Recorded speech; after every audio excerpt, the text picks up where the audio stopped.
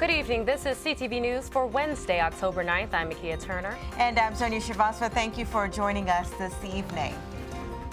Local jurisdictions join forces to create a living wage across the region, one that is significantly higher than the current level. Our Patricia Vallone has more on that effort.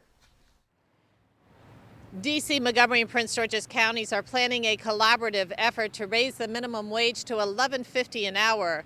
The move could have a huge effect on the fast food industry as well as retail outlets across the region. There are 4 bills in the Council of the District of Columbia.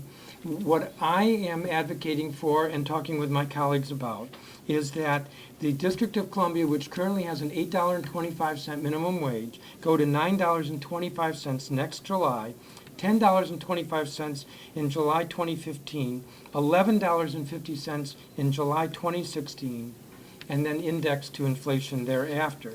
Throughout the 1960s and 1970s, the U.S. federal minimum wage was about half the U.S. median wage. Today, it is about 37% of the median wage. It's expensive to live in this region. Everything has gone up in cost, but the minimum wage has not since 2009. Right now, we have about 7.1% of our residents, working adults, who are living on a minimum wage, attempting to take care of their families. And according to a study conducted by the Maryland Community Action Partnership, a family of 2 needs about $50,000 a year to cover the cost of living in Prince George's County. I've heard a couple of arguments that why we shouldn't do this. And one is the competitiveness argument. And I just got to say, none of us are competing for low-wage jobs. I'm not looking to bring people into Montgomery County who pay $7.25 an hour. That doesn't fit with our model. It doesn't fit with our ability to grow and grow the tax base. If you bring jobs like that into your jurisdiction, more likely than not, you're increasing your social spending, not increasing your tax base. Now, noticeably absent from the press conference were Virginia jurisdictions, which are not expected to take up the cause of raising the minimum wage. From Largo, I'm Patricia Vallone for CTV News. Now, D.C. City Councilman Phil Mendelson says Northern Virginia jurisdictions cannot raise the minimum wage without the consent of the state government, which is located in Richmond. A man fights off 2 armed robbers in Bowie, and now city police are searching for the suspects who were reportedly dressed like postal workers. Rochelle Metzger is in the neighborhood with details. 2 men disguised as FedEx workers armed with guns attempt to rob a man in front of his own house in broad daylight. What they didn't know, he's a former cop, and this Bowie neighborhood is full of police officers. The crime occurred around 10:45 Tuesday morning on Elkhorn Lane, just a few doors down from neighbor Mickey, who says she saw the suspects and thought they looked suspicious. I just kind of looked twice, like, what are you doing walking that way? I saw the truck go that way. It's just odd. The victim told police he was working in his garage when 2 men wearing FedEx uniform shirts approached him asking for some water.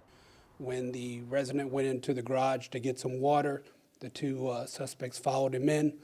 One suspect pulled a handgun. The resident was able to get the handgun away from him. At that point, both suspects fled. Mickey says she's surprised at the brazen crime, especially since the victim is a former police officer and has a very big dog. For number one, police officer lives right here, right next to me, which is only 4 doors down from him. There's another police officer that lives 4 doors down that way. There's another police officer that lives at a corner right there. There's another one that lives around the corner. And then right around the corner, we had the police station. The victim wasn't injured and nothing was taken. Police are now searching for the suspects. There were 2 African-American males, both wearing FedEx shirts. Both of them had dreadlocks, thin in build. They left in a dark-colored Honda.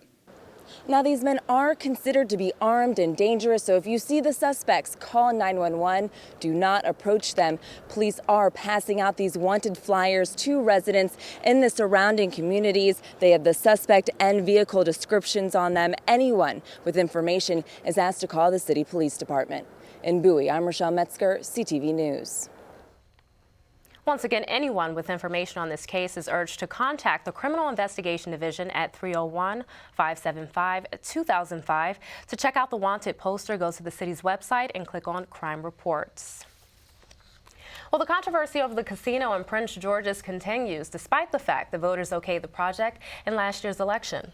And in the coming days, the State Commission will visit the 3 sites under consideration, but a group of residents and officials in a community near the National Harbor are trying to put a stop to the project. And our Denise Douglas has been following the story. What's going on, Denise? Well, it's interesting. Like you said, it's controversial and probably will continue to be until they actually open the doors on this building. What we have here are a group of people saying, not in my backyard. They don't want the casino at the National Harbor, so they will be rallying to try and stop it from going there. We caught up with some residents and the mayor of Forest Heights who were dressed in Stop the Casino t-shirts to get their message across about the project. They will protest on Oxon Hill Road across from the harbor this evening. Now, in addition to the harbor, the 2 other sites being considered are Rosecroft Raceway and a plot of land near Indian Head Highway and Old Fort Road. This group believes a casino will bring traffic and crime and have a negative impact on their communities and other areas around the harbor. So they're saying, let it go somewhere else. The kinds of things that a casino will bring, maybe not in National Harbor, but to the community surrounding it. So we have already had reports that people are applying for strip club licenses, gentleman club licenses. Along with those kind of things come the pawn shops. People have invested a lot of money into their homes because they thought that they were going to get a certain kind of lifestyle. I have looked at Atlantic City, where the same kind of promise was given when they came to the citizens and said, oh, we will have economic growth in Atlantic City if you allow us to put the casinos on the boardwalk. We can look back now 20 years later, and what has happened? Most of the businesses have died.